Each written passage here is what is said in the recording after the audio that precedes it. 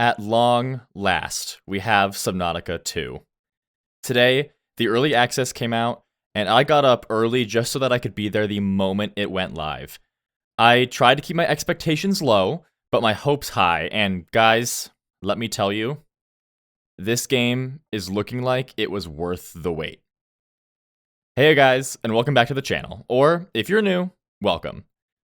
I'm not going to delay because I want to start talking about this game right away. So here's your spoiler warning. I will be talking about and showing a lot of the details from the early access release of Subnautica 2 in this video.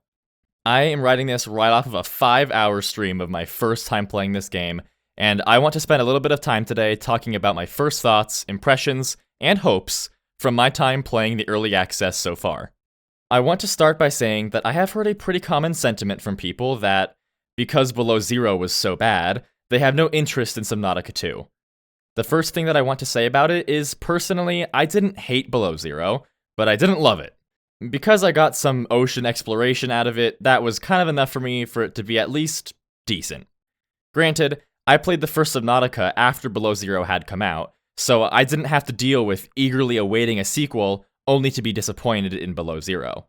But I do want to say that if you're one of those people who feel like Below Zero is dead to you, I'm telling you, this sequel is the game that you've been waiting for. Now, of course, I'm only 5 hours into the game. Maybe another hour in, I'll find some horrible thing that ruins the entire experience, but I doubt it. Also, it is of course in early access, so when I say that this is what you're waiting for, I mean that with where the game is now and the direction it's headed, I'm extremely hopeful that the full release will be truly worthy as a successor to the Subnautica name. So I implore you to give this a try whenever you can. From the very first moment you breach the surface in your escape pod, Unknown Worlds nails the hook. A good sequel should aim to capture the feelings and experience of the original game, but also make it new, similar but different. When you open the hatch on your escape pod in Subnautica 1, you see the vast ocean and a giant ship, your ship, in ruins. Simple formula for the hook. First thing you see is a vast expanse of unknown with some gigantic thing as a draw. In Subnautica 2, you open your hatch and you see a vast ocean and a massive, extremely tall plant. It's so similar but also so different. I see that and I want to go to it. What is this massive plant doing here, and why is it the only thing around that big? The hook is the same, but clearly has a different goal. I don't open my hatch to see the remains of my ship, something that wasn't here before. I see something massive, natural to this world, here long before me. Similar, but different. It is a perfect way to capture that same feeling that the first game had without it feeling like they're serving out leftovers. Now, I want to talk a little bit about the world.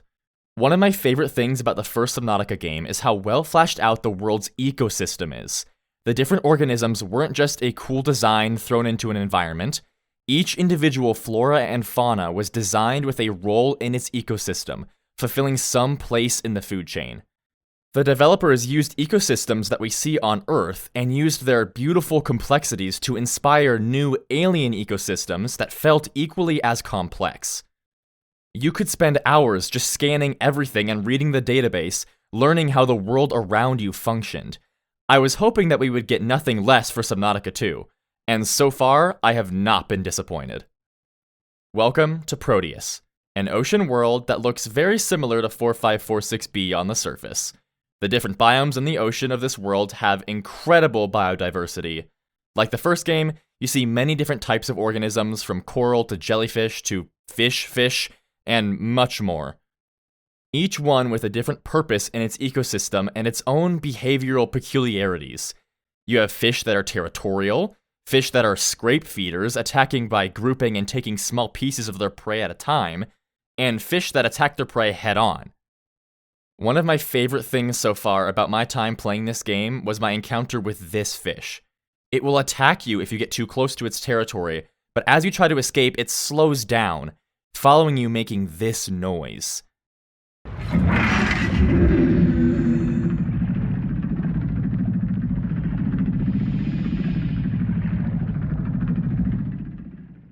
As I first encountered this, I was just thinking in the back of my mind, trying to figure out what this behavior meant. This noise that almost sounds like a plane propeller. Is it an intimidation tactic? A warning? Is it about to strike? The wonder and intrigue that all the unique behaviors show is so good to see. This world has so much beauty for you, and surprises as well.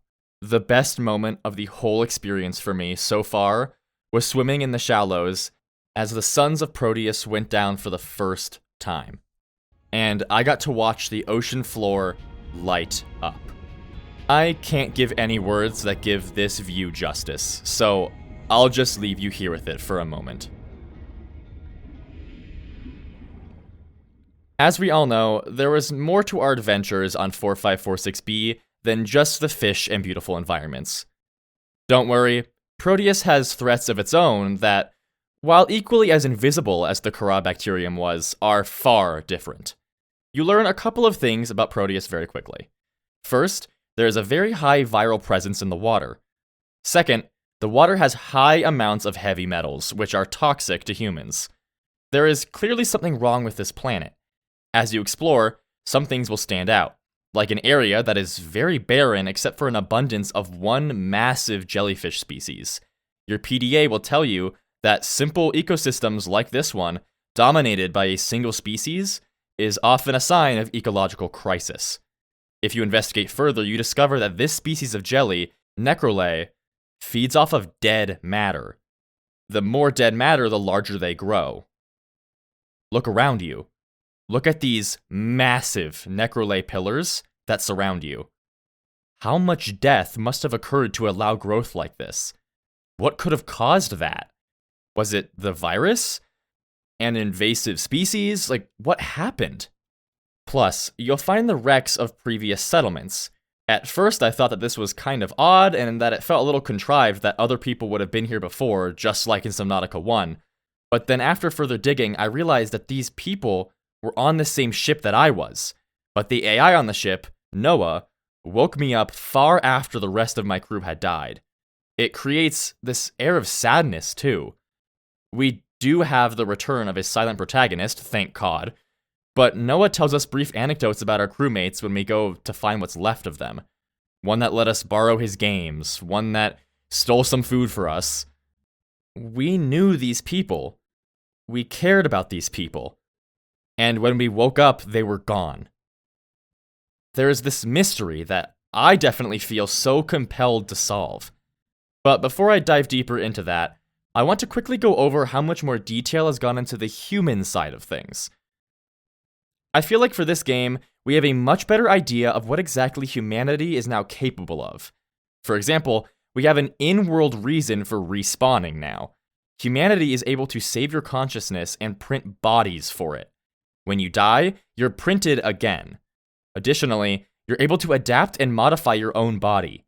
As I mentioned before, the water is full of heavy metals that are toxic to humans, and the wildlife reflects that. Additionally, the atmosphere of Proteus is far thicker than we can handle. The game very quickly introduces you to adaptations. You're able to interact with local life, and your body will be able to take local adaptations and apply them to you, allowing you to survive. You adapt to the pressure during the intro sequence, but you later have to find out how to adapt to be able to digest local organisms. Until you do, you can only eat pre-made nutrient bars that you find. I didn't see the adaptation for this until like 4 hours in, even though it's pretty close to your initial spawn, and I died from hunger a couple times, but we don't talk about that.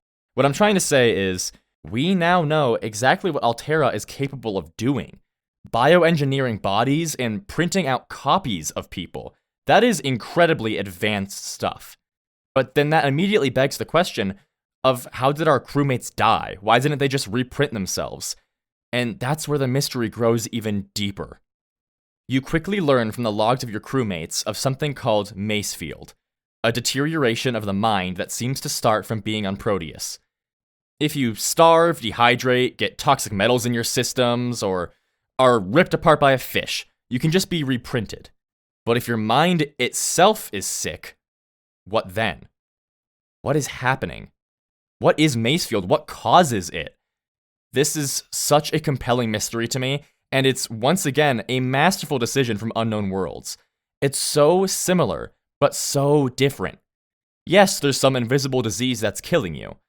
Kara killed your body, but this time, Macefield kills your mind. Now, not everything can be perfect, and I do have some gripes. Well, two. I have two. And they're pretty small ones that are also kind of the same. The general thing that's bugging me is that while I know we aren't on the same planet as the first game, it doesn't always really feel that way.